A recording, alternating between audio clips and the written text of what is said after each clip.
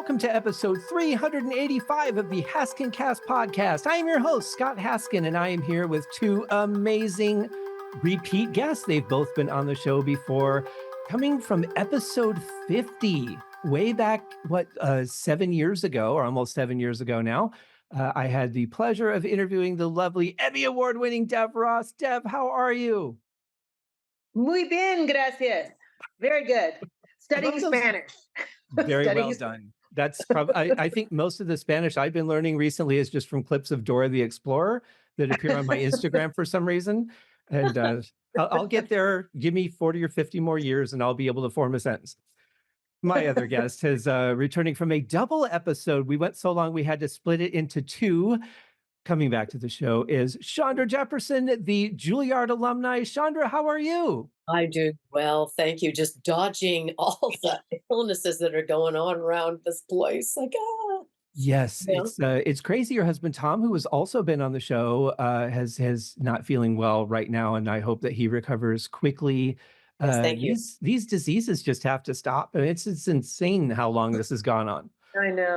The mayor was at urgent care. Okay, it's like we're seeing friends and family and like everybody is like, wow, let's all have this wonderful thing that we're all getting. Lovely. The new place for me. It's the new hip place to meet. Urgent care. Right. It's the new singles bar.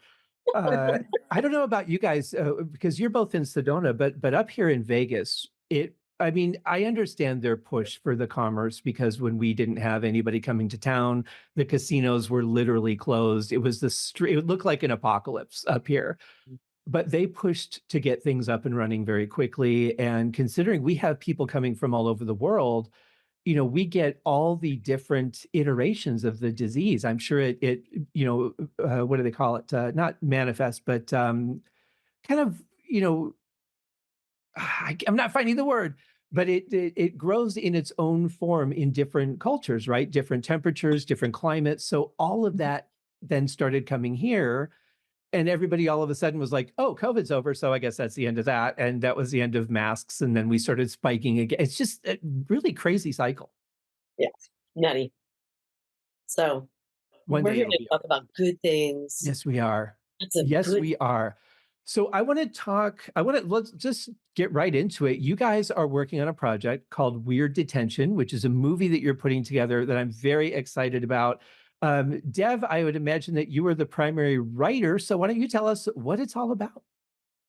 Well, I think it all started when, because I work in the schools a lot with the artists in the classroom programs, and I teach playwriting and filmmaking, and to kids that otherwise might not get it. And I was in an active shooter drill with a bunch of elementary school kids, and I was under the table with them, under the desks hiding as they did lockdown, and it was freaking scary. But worse was hearing those little kids whimper. And I just went, okay, enough. Enough.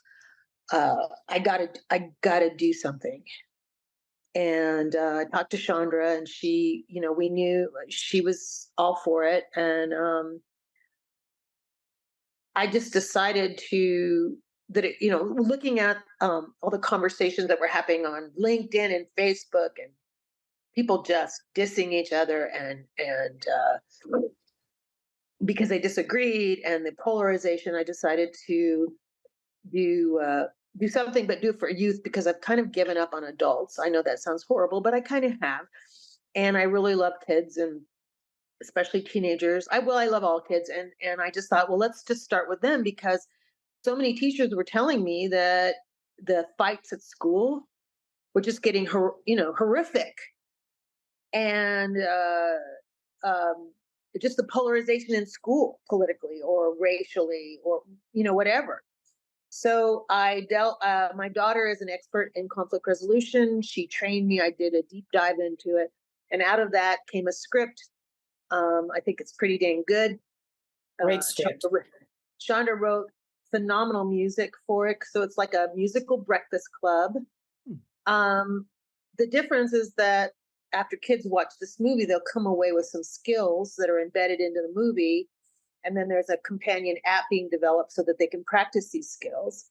And so it came out of my own trauma, sort of going, okay, school shootings, man, those aren't, I'm not in school. That's not about me. And then to go through the experience with a bunch of third and fourth graders was horrific. And I think that as artists, we all have the ability to do something that can escape the political moniker. It can be just humanistic. And so that's what Shondra and I wanted to do is from that experience, create something really humanistic about, wait a minute, we don't want to talk about guns. It's just too divisive. We don't want to get politics in this. We want to get human beings into this, create some art, begin a movement, offer solutions rather than saying, what can we do? Second Amendment, what can we do? Right. So I don't know if I answered your question. I went off on my I think my you did. spiel. I really do. I feel like a preacher. Brothers and sisters, I thought it was great. I mean, you Yeah. nailed move it. over and let me talk to your kids because you're screwed. So, Well, but it does kind of feel that way, doesn't it? I mean, when you were saying that, it reminded me of something that happened. I was running audio for a play here in Vegas a few years ago, and it was an artistic school. So there's a wide range of grades that go to this school, and they actually have like bass guitar as a class, and then they go to English, and then they go to algebra, and then they go to like acting class or what. It's really just such a cool idea. But when we were doing the play, I can't remember which one it was, this girl came up to me as I was because she needed her mic adjusted. And as I was adjusting her mic, she asked me to not turn her up too loud. She was really afraid because she has enemies at the school. And she's probably 8 or 9 years old, just this tiny, sweet, frail little girl. And it broke my heart. I'm thinking, what do you guys fight over that you could possibly have enemies at 8 years old? I mean, you're talking fourth grade. Mhm. Crazy. So right from even just thinking about that on a one-on-one case basis, let alone just, you know, I guess I'm sad that we've not grown past that, being able to get through our youthful stages by antagonizing each other and picking on each other and trying to find ways to feel better that aren't putting other people down. Exactly. And the schools have all kinds of programs like that where they say that they're working with these kids, but they're working with marginal kids. They're not working with all kids. Mhm. And that's the problem. They're and I'm not putting schools down because they're over, believe me, they're overextended and they're trying to do a lot of the work, social work that parents, for whatever reason can't do or won't do. But it's called SEL, social emotional learning, and there's such a backlash in this country about it because nobody you can't teach my kids social emotional learning. We don't know what that is. We don't know what that is. Well, so that's become a dirty word. So nobody touches it. The teachers are afraid to touch anything about teamwork, leadership, how we feel, and it's the kids. It's the broken kids oftentimes, or the kids that are obviously troubled, that get put into these groups after school or whatever. They get called in and they do special counseling, but it's just the general kids. Yeah. And I'm just going to tell a quick story. I was working with 6th, 7th, and 8th graders, and I was doing a kind of a data test on whether this stuff's going to work. So I went into a high school for a week and just did my spiel on conflict resolution, leadership, empathy. And it was so odd. It was such a little thing. These two kids, I think they were 7th or 8th graders, they're about to get into a fist fight. One of them thought the other was about to steal their backpack. Mm. And it was getting heated right away. Fists were forming. And I said, hold on. Instead of getting mad, try something. Let's get curious. Curious? He stole my backpack, or he was trying to steal my backpack. And I said, well, let's just get curious about that. Let's break apart what happened. So, a long story short, all it really was the kid's backpack was on a chair that the other kid needed a seat. It was very crowded in the room. I'm teaching, classes are huge. He just wanted to sit down. So all he did was move the backpack, and then well, yeah, but you were trying to hide it. No, I was putting it under the seat because Deb's getting us up to move and to do stuff, exercises in the room, Mhm. and I just didn't want it to, get kicked or injured. So I was putting it under the seat. Oh, you weren't going to steal it? No, I was just going to. I wanted to sit somewhere, and then I wanted to protect your valuables, so I just stuck them under the seat. But such a simple thing when I just said, instead of getting mad, let's get curious. What happened here from your point of view? He started trying to steal it, and I saw him what he'd do, and then he tried to stick it between his legs. And okay, what is your point of view? Well, I needed a place to sit. Mm. And so Hmm. and to see that that was about something so simple, was they were ready to throw, to hit each other. But that's the thing I think that's always been kind of a hot button issue is the caveman reaction. Hmm. We need to, survive and defend our property and that before we even know what we're fighting against. Mm. It's just Especially now. especially now. And It's nobody, it's so fast, the reaction, the triggers, all the things that, I truly believe that it's because of the way our lifestyle is. Our lifestyle is fast, furious, get it now. There's no waiting, there's no reading, it's just, and it's overload. Everybody's yeah. overloaded, and it's not positive. It's not like positive overload. I mean, I feel it. I definitely feel it. I have a shorter fuse than I ever have had. Mhm. We all have our own stuff going on in our own worlds and our own bubble. And then we meet up with other people, and it doesn't take much, Hmm. now for people to get um, just triggered about everything, like those two kids. It was just something, it would, if Dev had not done that, they probably would have ended up fighting. And it would have been from nothing. It was for nothing, but they never would have had that sharing to Well, find. and that and also they wouldn't have learned how to deal with the next thing that comes along better. Right. They would have still gone right back to that what, kind of No, I know. mentality It's like instead of now they've got tools. it's So that one whole of thing the like, "You yeah. talking to me?" It's that whole thing. It's Mhm. very, everything's very So I get defensive. so at the end, I was really pleased because at the end of the week, I got out of the 130 kids I worked with, I got 75 letters, which is pretty damn good. Wow. That's over half. And A letter from the teacher one too. letter from the teacher too. Yeah. So one of the reoccurring things is the kids said, "Thank you for teaching us to be curious rather than furious." And I Mm, was like, "Wow, that yeah." First, get curious. Why did that happen? Why did she say that? What's she feeling? All that stuff that if you just slow down What a and great, I don't wanna say catchphrase because that's not the right, it is kind of a catchphrase, though. It is yeah, it just seems like it's bigger than that. A catchphrase is kinda like a little quip, moniker, maybe? I don't know. But Mhm. there's something to that. I really like that. It is catchy, but I like that mentality. Like, that's what we should be campaigning is things like that. Right. So we're making a movie. Yes. and We're that's gonna- exactly what we're making. And that yeah, is, we're in making a a nutshell, what our movie is about. Is before you get furious, get curious. movie. What's going on here? What it you know outside my bubble of my own pain. What's going on with other people. Right. And then when you realize that you've got empathy and you got understanding that somebody's actually listening to you, your burden isn't so big. Mhm. So that's our passion project, Scott. Um and I think what makes it special is that we've got roles for three really terrific roles for three kids, three youth, early teenagers.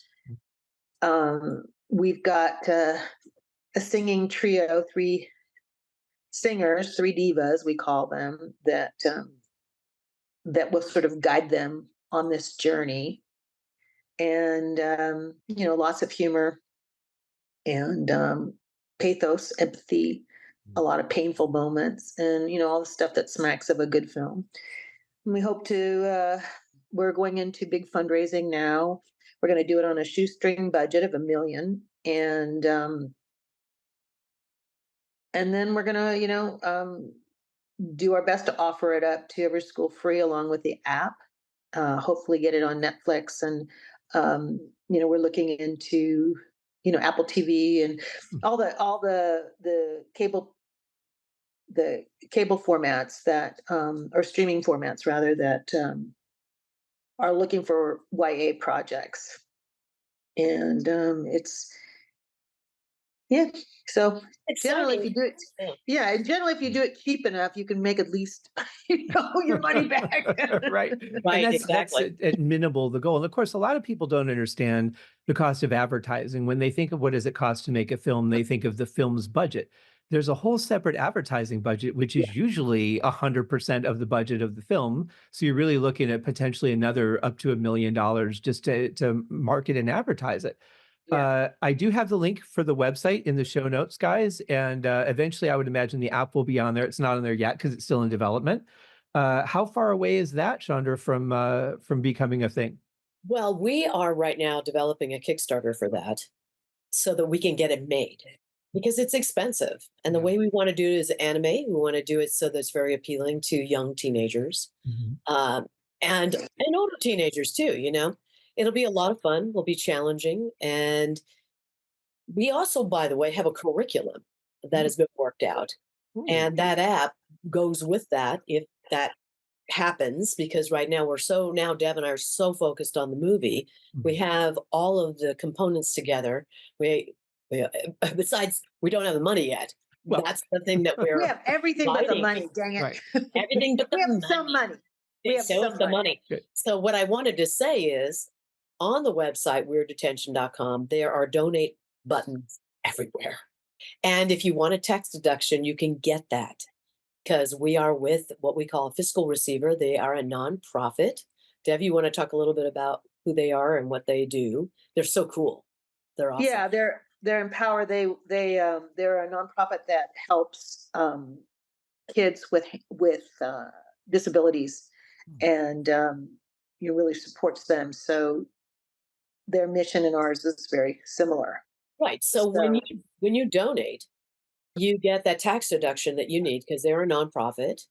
And then as a fiscal receiver, we actually give money to them. And then it's sort of a housing for all the money that comes in.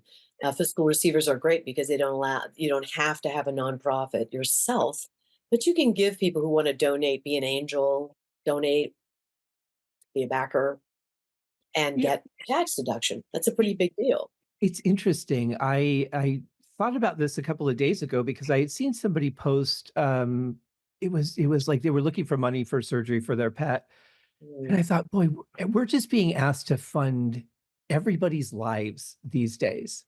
But here, people have an opportunity to actually put their money towards something that is going to make a difference in not just children's lives today, but could potentially reshape the way that people think, which we desperately need right now.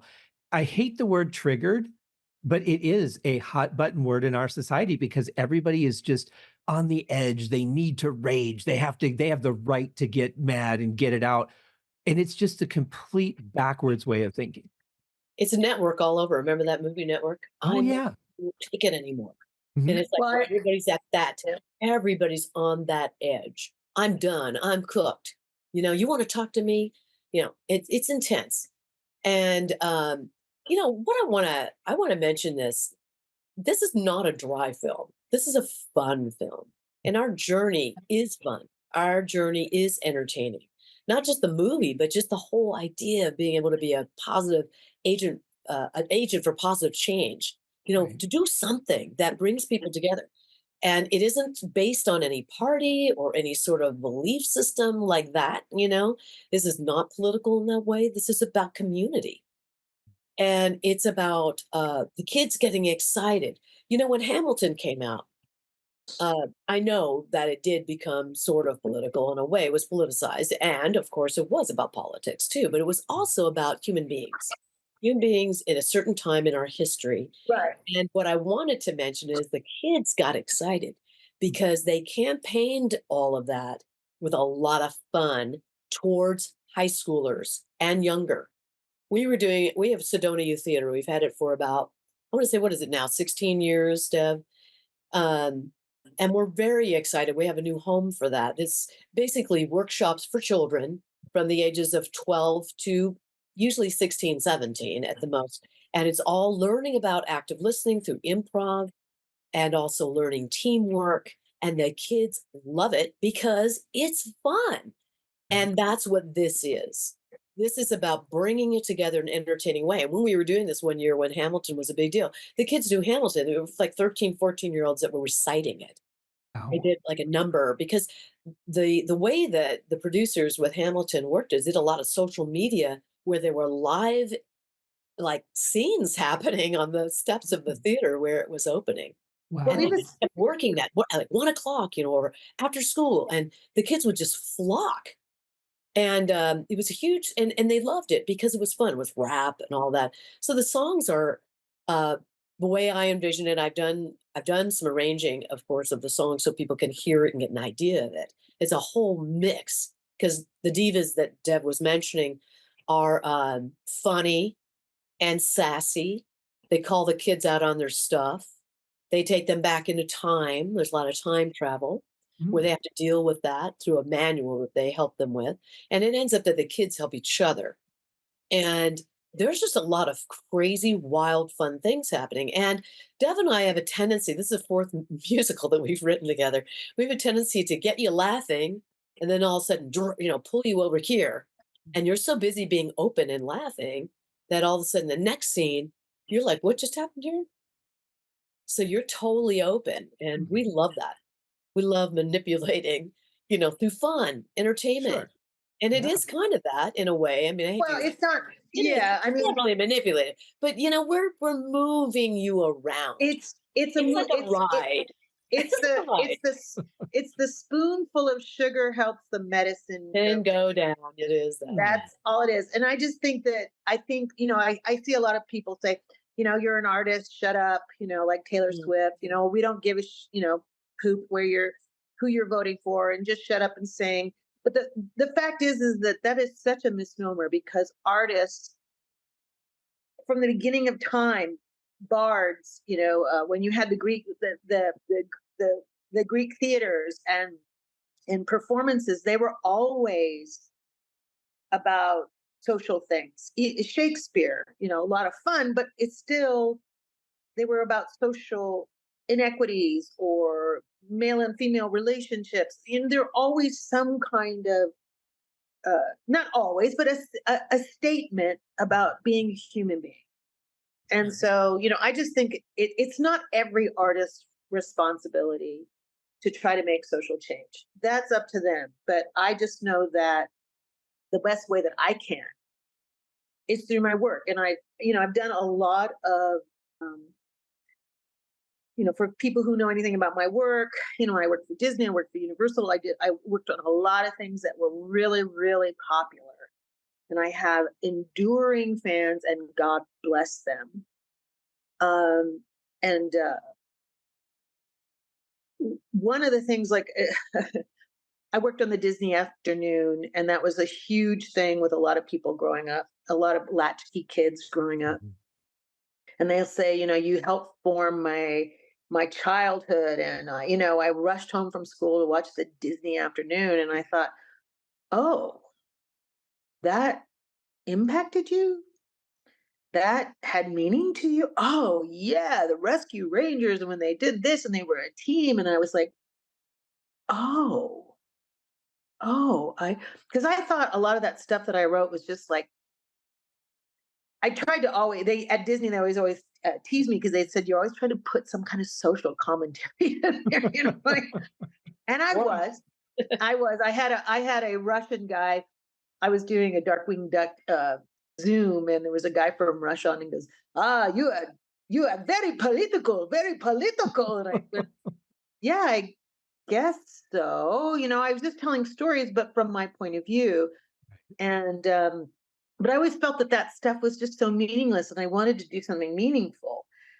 Um, but even the frivolous stuff, making people laugh or forget their pain or whatever, is meaningful. So it's just, but at this point in my career, and I think for Chandra too, is doing something like this that is really creative, has just it's some of our best feet forward as artists, but then to actually hopefully start a social change, a social movement Yeah. that is non-political, that is really humanistic, is like, I could die happy. You could just say, this Yeah. is I don't need the big Academy Award. I don't need this. I just need to somehow I need to be a part of the solution. I don't want to be yelling and screaming and holding up signs and pointing fingers, and I Well, just want to I be think part of the solution. as artists, we all want to affect people, right? We want people to enjoy the things we create, whether it be something that they can just escape the world with, or something that makes them think or grow in some way or another. But to actually affect a change as a movement, something that works on a more global scale that changes the dynamic of our society, that's really the dream. Yeah, I don't think we go into it thinking that, but I mean, eventually you start off with, well, I hope one person likes what I did. And then when you get there, it's like, well, it'd be really cool if 5 people liked what I did. And then Mhm. when you get to that point where now you're doing Darkwing Duck, and let me tell you, Dev, every once in a while on my Instagram, there'll be just under sponsored or people you should follow, things that come up. I don't know how many Darkwing Duck posts I've seen, but there are thousands of them out there. People, It's like, who knew? Who knew? but that's it. It was organic. You had something that you created, and it touched people. And to me, as an artist, there is nothing better than that. that's the But truth. especially as musicians, Chandra, you and I, we don't get to find that out very often.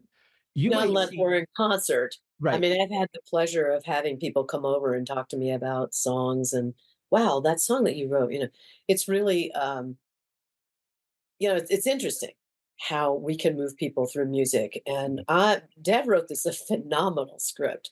Matter of fact, all the scripts you've written, Dev, that I've written music to, they're all fantastic. For me, they sing themselves. You know what I mean? Like I sit down, I immediately get the picture and the feeling, and I'm in the process. Actually, it's in the hopper, as I say, working on 2 more songs for this because there's 6 at the moment. There'll probably be more like 8 to Mhm.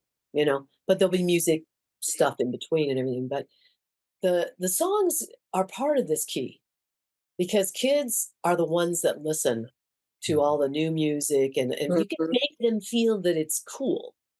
Not that we're hitting them over the head with education. Oh yeah, no bullying, blah blah blah. They've heard that for years. But something that's cool. That's why I brought up Hamilton. I didn't quite finish my thought there. I was talking about that is Hamilton is historical, but they made it something that kids wanted to see because it had rap in it. It was the whole show is it's Mm. got songs too, but it's hip hop, a lot of stuff, and it's exciting, and it's fun, and it's diverse. They could see themselves there. It wasn't just a whole bunch of white people, you know? Well, how And many of us learned the process of how a bill passes through, the United States process because of a little song made by what was it, the School of Rock? School of Rock. School of School of yes, Rock, Rock. yeah, Yeah, on ABC, I exactly. watched it's that. catchy. Yeah, I love that that was show. great. Yeah. Yeah. And then what was the fraction thing? Oh, Uh yeah, there was Conjunction Junction, what's Conjunction, your yeah, function? And Junction, yeah, yeah. that was the Randy Newman But that's the thing that he created. same thing, right? Same idea, yeah. It's a So subtle education by something that you find enjoyable, and it's catchy, and you just start singing it, and before you know it, you're like, "Oh, that's how that works." yeah, I gotta tell you, sitting in an audience in a movie theater when do you remember when Lion King came out? Yeah. It was the biggest movie, and kids didn't know who Elton John was. I did, we did. But then all of a sudden it was like, I remember going there to see this movie the first time. All the kids in the audience knew the lyrics. They were all singing the lyrics. And I was like, many times do these kids see this show? It was in a movie theater. It wasn't a Mhm. rerun or like on TV. It was in a movie theater. And they obviously had come back and back and back, and they were all singing. They all knew it. And they were of that young age, of 8, 7, 8, 9, maybe 10. Mhm. Our audience is a little bit different. It's like more like 11 to 16 or 15, getting them before they become very aware of what's cool, not cool, this isn't cool or whatever. But if you get them through music and make it cool enough. By the way, if there's anybody listening who knows anybody you think that who might be very well known, because I know we're being broadcast also in Vegas, Yes. who really has a passion for wanting to do things with children and making a big difference, who edutainment, okay, because the songs are really fun. We are looking for that one Christina Aguilera, that one, um, think about who that might be, you know?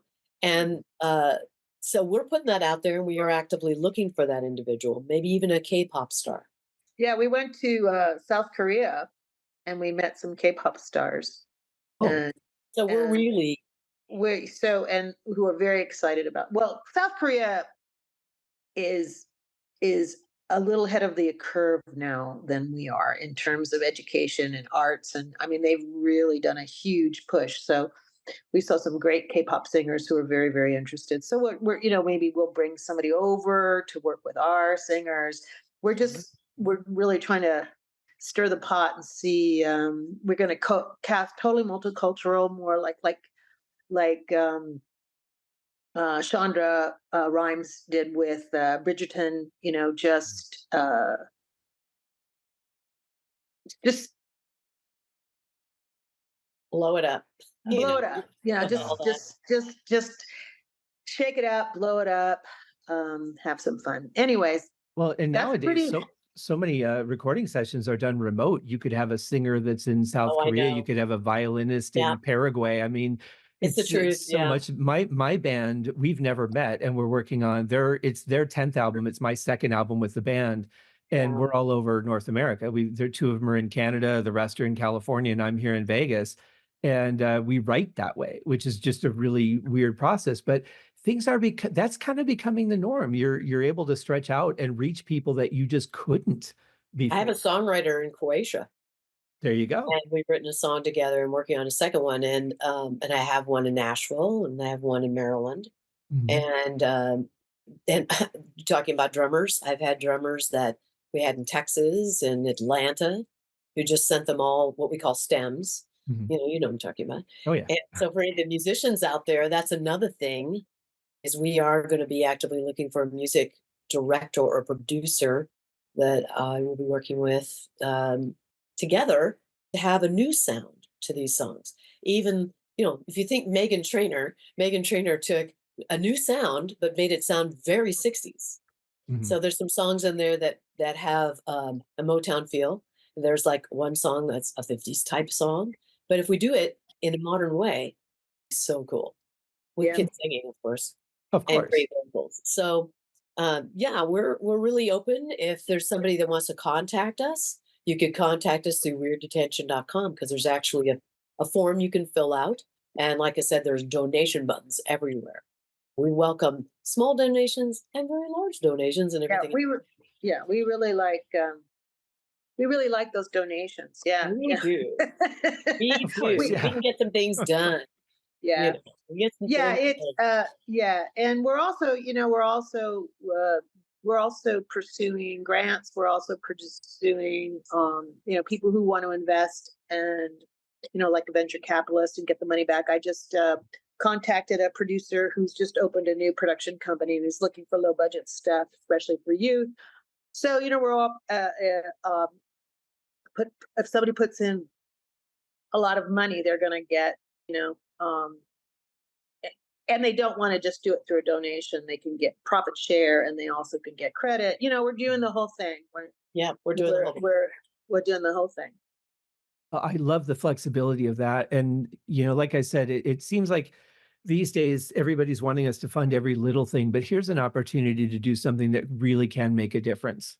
And I really hope for the absolute best. I want this to come out. I want this to change lives, because We desperately need it. And, before we started recording, Dev, you and I were talking about the problem with active listening now. And I had mentioned my thought that, as I've said many times on the show, that people will listen until they hear something they don't like, and then they just Right. stop listening. They start forming their rebuttal.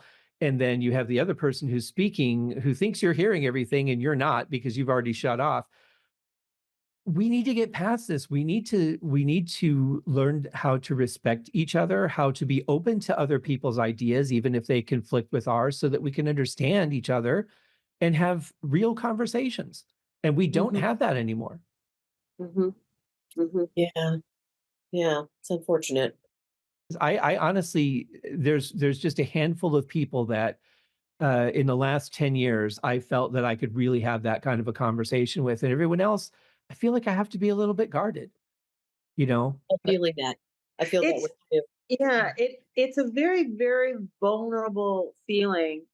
Um, and I'm challenged by it constantly. I find myself having to go, whoa, whoa, wait, wait, wait, wait, wait. Like, I just, with on another project I had been working on is called Las Empistas.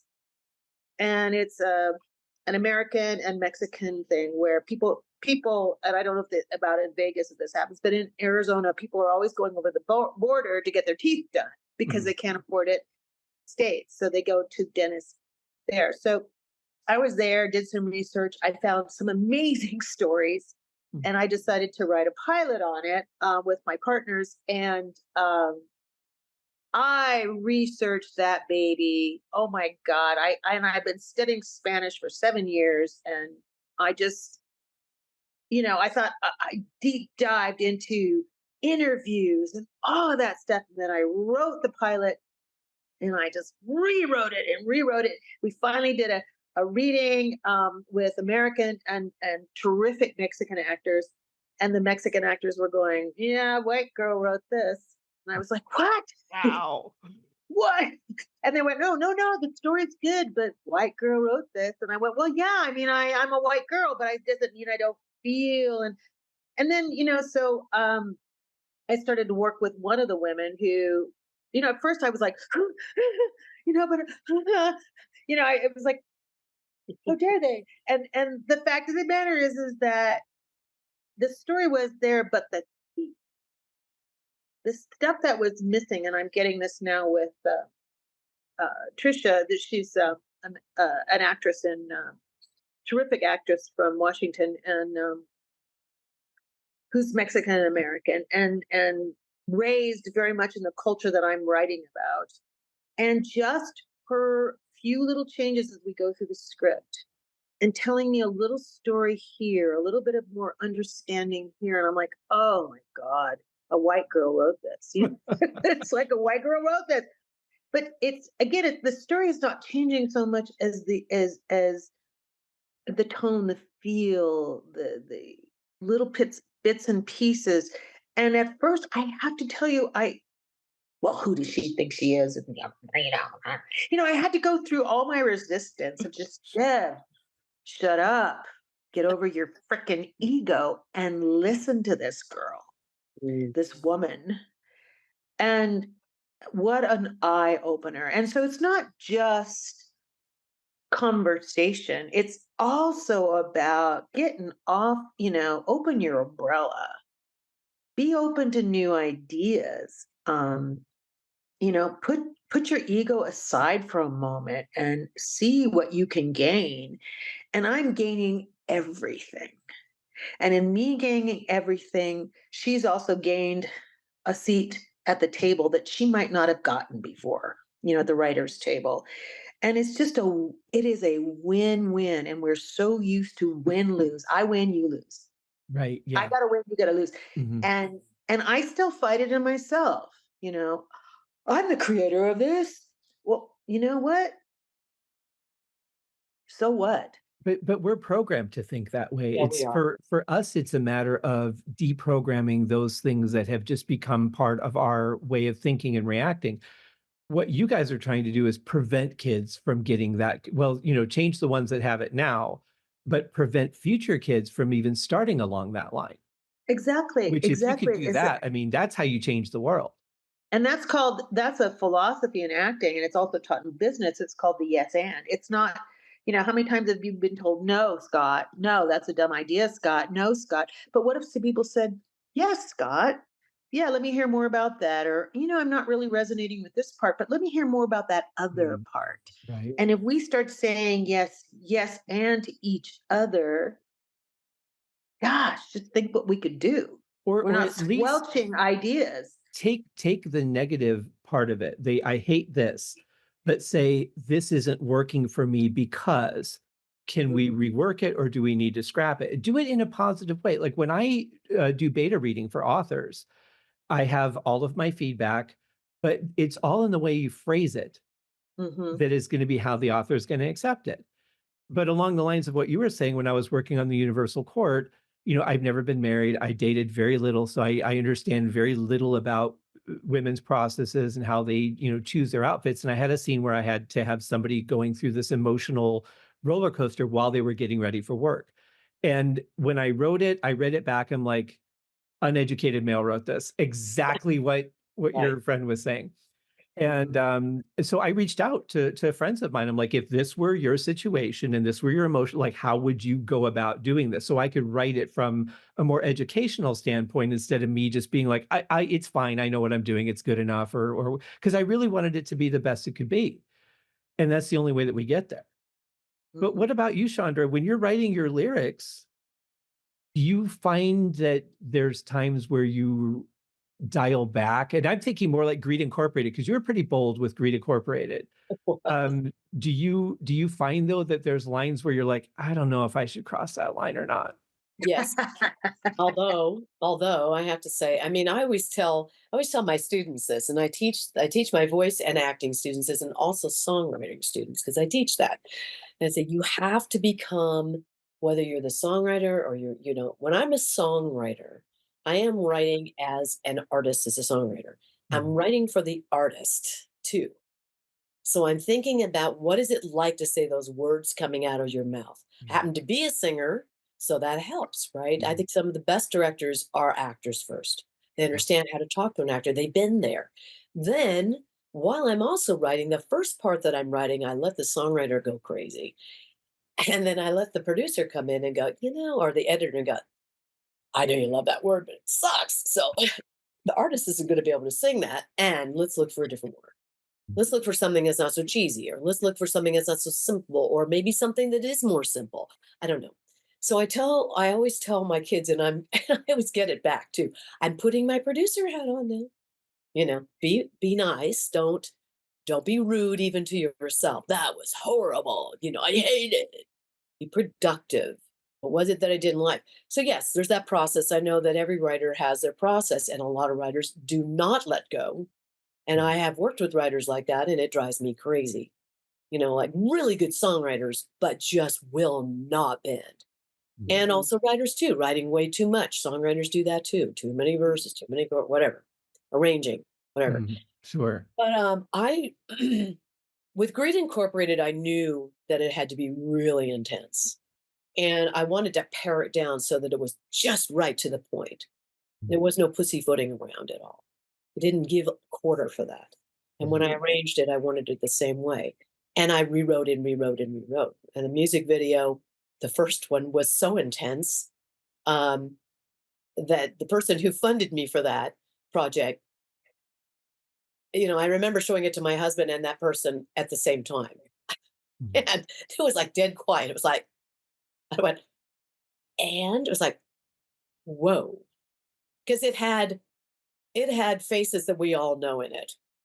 Ah. And then I passed it by somebody because I had a bad feeling, and he happened to be a copywriter, copyright lawyer, Oh, not in this perfect. Yeah. state, but in California. Mhm. Eric, and he calls me and he goes, um, "Really great, powerful, 160 images, 160 lawsuits. You're gonna have to do the whole dang thing all over again." I said, "What?" He goes, "Yes, you're gonna have to. You're using photographs that you're gonna get sued for." Yeah. And there was a part of me was like, "Well, wait a minute. Hang on.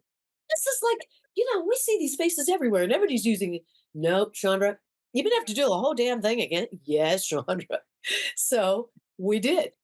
My producer paid for a Shutterstock, and I had 30 days to audition. And I mean, I spent hours and hours and hours and hours and hours every day going, that's not the Wow. right one, altering them, doing this, doing that, Mhm. figuring it out. And actually, it was just as intense. I remember sending Deb something and she's going, oh, I like that change. Oh, well, wow, that's a different change. You know, just Yeah. being open to go, all right, you know what? Okay, let it go. We'll find another way to get there. So after We you aren't released sued the 160 times. so how many times were you sued after the second video? No, I wasn't. Good. That one never left. That Well, particular one never and left the building. I know that this is really Never a left. conversation for another day, but just wait for all the laws that are going to be following with what's going to be allowed with AI and likenesses and Mm, creation and using voices and things like that. We're entering a time that's going to be an absolute nightmare for I think quite a while when it comes to the yeah. legal side of that. So just as a general caution to everybody, really know what you're doing before you put it out there because Mm, it's going to get really ugly before it gets better. But you know what's not going to be ugly is this movie, and I cannot wait for you guys to make it. I think this is such a brilliant and beautiful idea. I just wish you the best. And everyone, go check the link in the show notes. Follow that link. Give what you can. Even if you give $5, it may not seem like a lot, but you know what? That's $5 that wasn't put towards the production before. So every little bit counts. We are thank not you. proud. We are not. We are not No. proud. You know what? Proud people often don't make a difference. They don't get anywhere. They just think that they do because they've decided that they do. The people that make a difference in this world are the ones that buckle down and do what needs to be done to get there. That's right. You understand that because you do that too.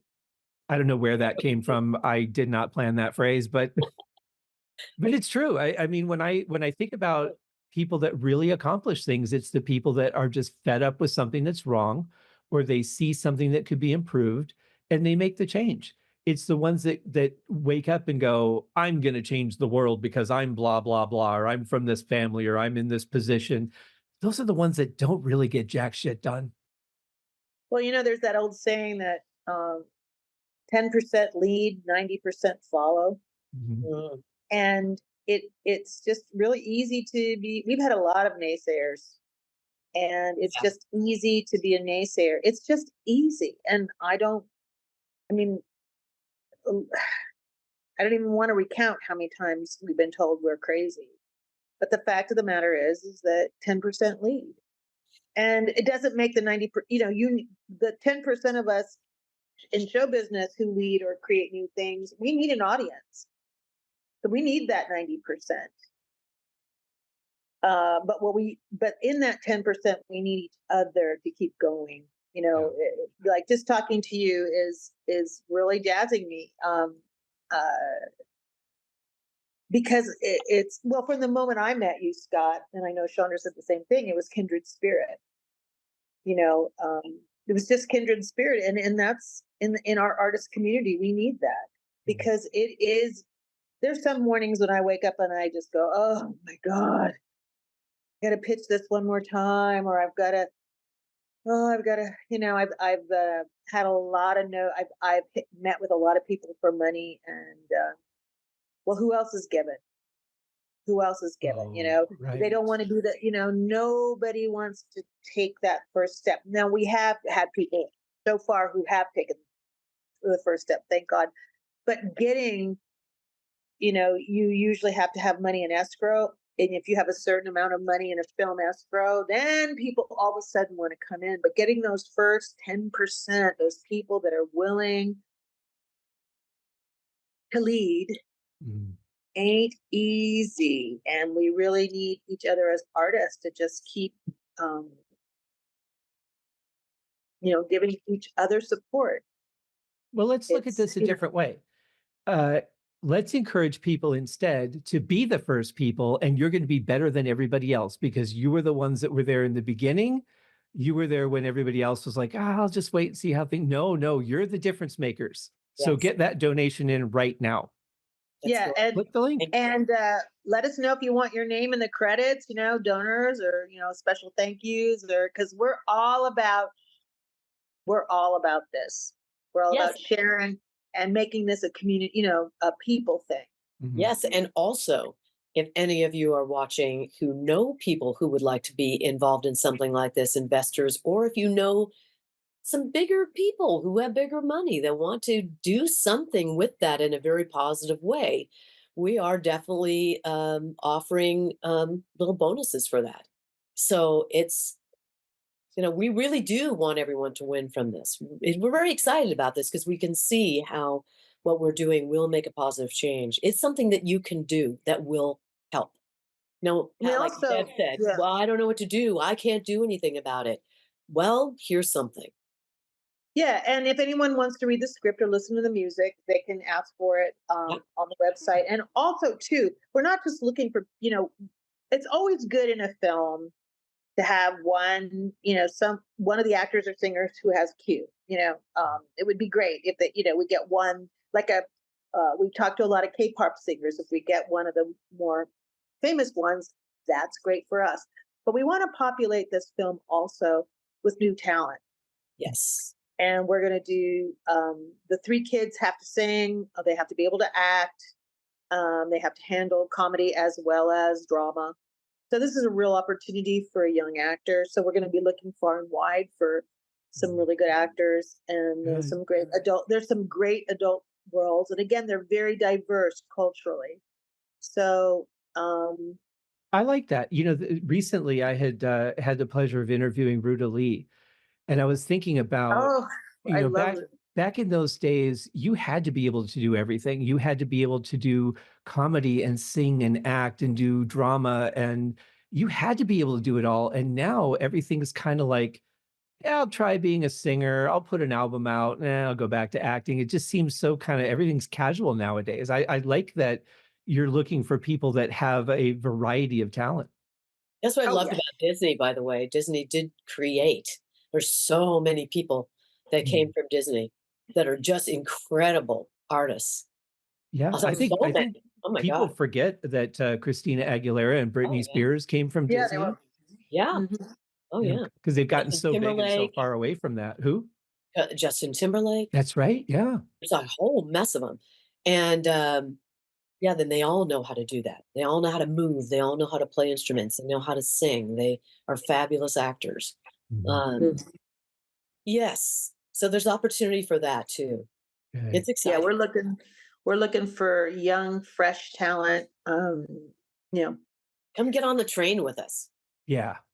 Yeah, exactly. Take this ride because honestly, if the world that you're creating comes to fruition, the whole planet is going to just be a much better place to be. And I'm so tired of feeling and hearing people say, this place just sucks anymore because it doesn't have to. But the only way it's going to change is if people do what you're doing and take action against it or help people take action against all the anger and hatred and everything else. Turn this into a positive. Let's just make this a great place to be. There's no reason it can't be. Yep. exactly, exactly. Well, thank you very Well much. said. Thank you. Well said, Scott. Okay. You've been just expounding beautiful things tonight. Just Thank you. Well, putting I'm together some excited.